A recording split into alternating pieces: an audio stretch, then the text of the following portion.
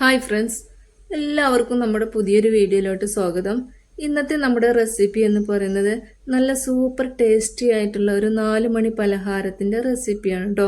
എല്ലാവർക്കും ഇഷ്ടപ്പെടുന്ന നല്ല റെസിപ്പിയാണ്. അപ്പോൾ എല്ലാവരും ട്രൈ ചെയ്ത് നോക്കുക, വീഡിയോ ഫുള്ളായിട്ട് കാണുക. അപ്പോൾ നമുക്ക് വേഗം റെസിപ്പിയിലോട്ട് പോവാം. അപ്പോൾ അതിനായിട്ട് ഞാനിവിടെ ഇതുപോലത്തെ ഒരു പാത്രം എടുത്തിട്ടുണ്ട് കേട്ടോ. അതിലേക്ക് 1.5 കപ്പ് തേങ്ങ ചിരവിയത് ചേർത്ത് കൊടുത്തിട്ടുണ്ട്.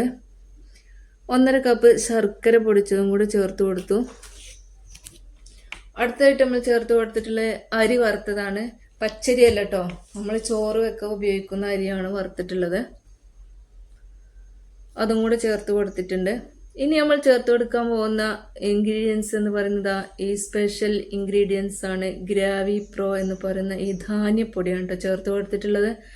അത് അംഗൻവാടിയിൽ നിന്നൊക്കെ ഗർഭിണികൾക്കൊക്കെ കിട്ടുന്ന ഈ പൊടി. ഇതിൽ കാഷ്യൂനട്ട്സ് ഉണ്ട്, പീനട്ട്സ് ഉണ്ട്, ബദം ഉണ്ട്, കോണുണ്ട്, പിസ്തയുണ്ട്. അപ്പോൾ ഇതൊക്കെ പൊടിച്ചിട്ടുള്ള പൊടിയാണ്. അത് 1 കപ്പ് ചേർത്ത് കൊടുത്തിട്ടുണ്ട് കേട്ടോ. ഇനി നമ്മൾ ചേർത്ത് കൊടുക്കാൻ പോകുന്നത് പീനട്ട്സ് ആണ്. പീനട്ട്സ് കുറച്ചുള്ളൂ കേട്ടോ, കുറവാണ്. അപ്പം നിങ്ങളെ കയ്യിലുണ്ടെങ്കിൽ കുറച്ചധികം ചേർത്ത് കൊടുക്കാം. അധികം ചേർത്ത് കൊടുത്താൽ അധികം ടേസ്റ്റ് ഉണ്ടായിരിക്കും. ഇനി നമ്മൾ ചേർത്ത് കൊടുക്കുന്നത് കാഷ്യൂനട്ട്സ് ആണ്. കാഷ്യൂനട്ട്സ് അങ്ങനെ തന്നെയാണ്, എത്രയാണോ ചേർത്ത് കൊടുക്കുന്നത് അതിനനുസരിച്ച് നമ്മുടെ പലഹാരം നല്ല ടേസ്റ്റി ആയിരിക്കും. ഇനി നമ്മൾ ഇതൊക്കെ കൂടെ കൈ ഉപയോഗിച്ചിട്ട് നല്ലപോലെ ഒന്ന് മിക്സ് ചെയ്തെടുക്കണം കേട്ടോ. തേങ്ങയും അതുപോലെ തന്നെ ശർക്കരയും നട്ട്സും പൊടികളൊക്കെ നല്ലപോലെ യോജിക്കുന്ന രീതിയിൽ ഇതുപോലെ ഒന്ന് മിക്സ് ചെയ്തെടുക്കുക. ഇനി നമ്മൾ ചെയ്യേണ്ടത് ഇത് കുറേശ്ശെയായിട്ട് മിക്സിയിൽ ഇട്ടിട്ട് ഒന്ന് അടിച്ചെടുക്കണം കേട്ടോ. ചെറിയ ജാറിലിട്ടിട്ട് ഒന്ന് പൊടിച്ചെടുക്കുക. അരക്കല്ല, പൊടിച്ചെടുക്കുകയാണ് ചെയ്യേണ്ടത്.